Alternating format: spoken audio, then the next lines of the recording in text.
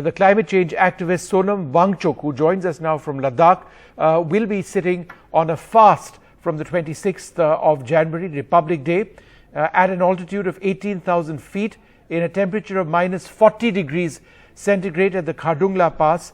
Mr. Wangchuk, it's always a pleasure to speak to you. Thank you so much. Now, you're doing this for a reason. You're worried among many issues on climate change and the impact of India's glaciers. In simple terms, what is happening to our glaciers in Ladakh? Okay, so the glaciers are simply put melting away very fast, faster than we expected. And these are the glaciers that feed or, water half the country's population. 1/4 of the world's population directly or indirectly depend on these glaciers. And we have many in Ladakh. So they're going away due to two reasons: global warming, which is global, and local human activities also. And therefore, I have always been concerned about them, and we need to protect them. We need to protect this region and the lifestyle and culture of the people, which is specially adapted to these conditions where you have 4 inches of water in a year. People have adapted over centuries and millennia to live with 5 liters a day. These traditions, cultures, people need to be safeguarded, and our country has a very evolved constitution that actually goes out of way to not only tolerate diversity but actually encourage and protect diversity, and that's the 6th schedule of the Indian Constitution. So a couple of issues, Sonamji, you're talking A on climate change, B you're talking about protecting the diversity of people in Ladakh. So let's now talk about the second part of what you're saying. Related to the climate change, people have a culture that is adapted to living sustainably in these conditions. And how do you want that to be protected? Do you want a particular status for people in Ladakh which guarantees them of their identity, and that identity is linked so closely to the environment? What exactly is it that you are demanding?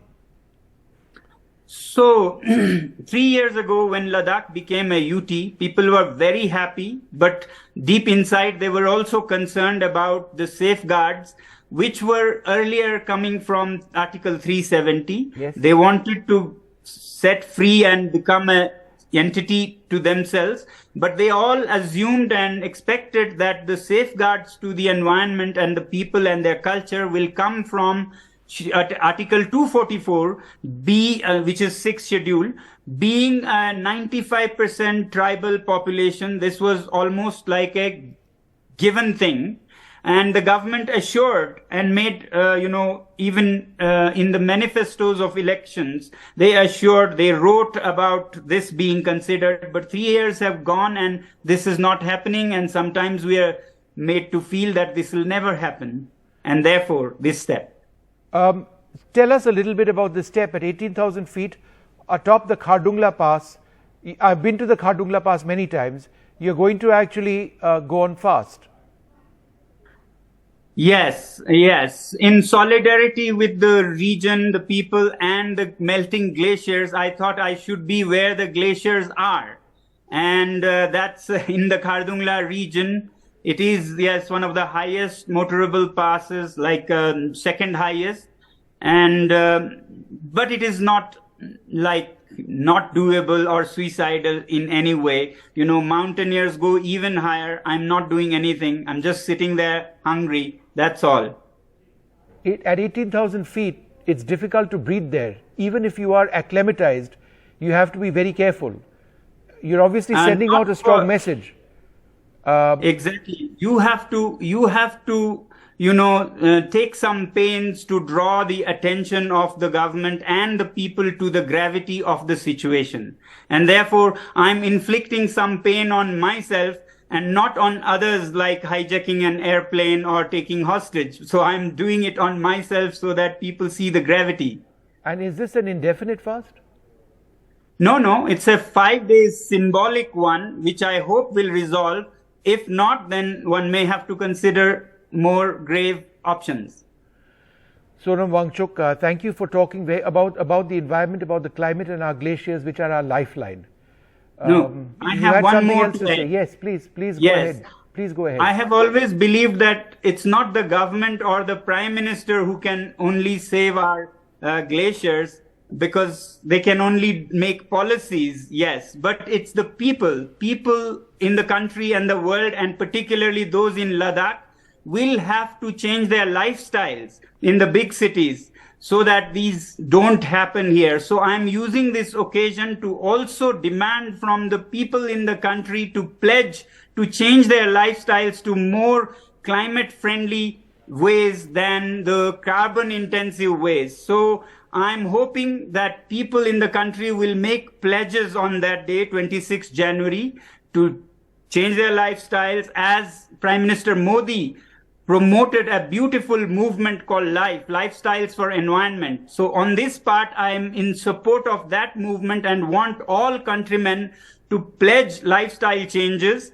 And we have created a platform called ilivesimply.org, where you can contribute your pledges, and the platform will tell you how many dollars worth you are helping the country and the planet.